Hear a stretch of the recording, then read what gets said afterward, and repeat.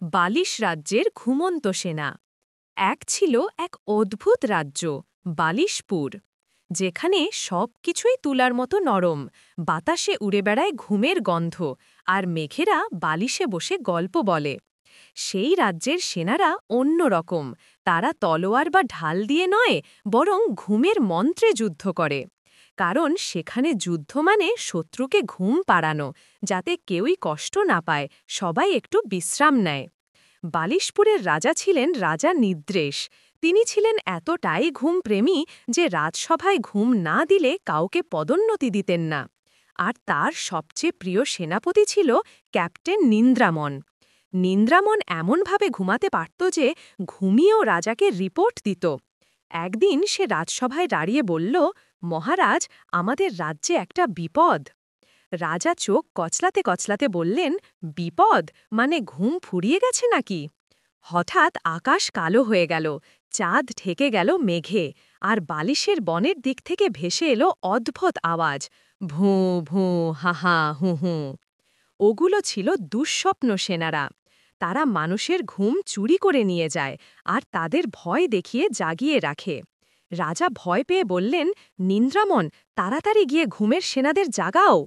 নিন্দ্রামন দৌড়ে গেল, কিন্তু হায়, সব সেনা ঘুমিয়ে আছে, কেউ উঠছেই না, কারণ দুঃস্বপ্নরা তাদের চিরনিদ্রা ধোঁয়া ছুড়ে দিয়েছে।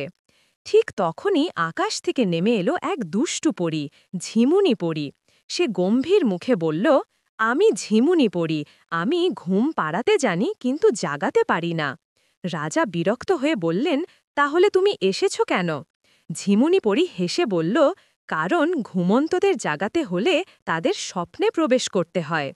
ঝিমুনি পরী, রাজা নিদ্রেশ ও ক্যাপ্টেন নিন্দ্রামন একসাথে প্রবেশ করল স্বপ্ন রাজ্যের দরজা দিয়ে। সেখানে তারা দেখল সব সেনা নরম বালিশের মাঠে শুয়ে হাসছে, কেউ তুলোর ঘোড়ায় চড়ছে, কেউ চাঁদের কফি খাচ্ছে।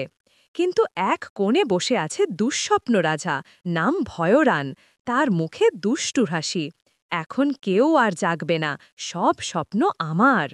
রাজা নিদ্রেশ ফিসফিস করে বললেন, আমাদের অস্ত্র হল হাসি। ঝিমুনি পরী তার জাদুকাঠি উল্টো করে ঘোরাল আর বলল, হাসি মন্ত্র ৭৭৭। চমক লেগে গেল, ঘুমন্ত সেনারা হেসে উঠল, বালিশ থেকে উড়ে আসলো তুলার গোলা, যা দুঃস্বপ্ন সেনাদের গায়ে লেগে তাদের গুদগুদি দিতে শুরু করল। ভয়রান চেঁচিয়ে উঠল, না না, আমি গুদগুদি সহ্য করতে পারি না। আর সেখানেই দুঃস্বপ্ন রাজা গলে গিয়ে পরিণত হল এক তুলোর মেঘে। বালিশপুরে আবার ফিরে এলো ঘুমের শান্তি। রাজা নিদ্রেশ হাসতে হাসতে ঘোষণা দিলেন, আজ থেকে আমাদের রাজ্যের পতাকা হবে একটা তুলোর বালিশ ও হাসির প্রতীক। আর ক্যাপ্টেন নিন্দ্রামন পেল নতুন উপাধি, ঘুম পাড়ানি যোদ্ধা।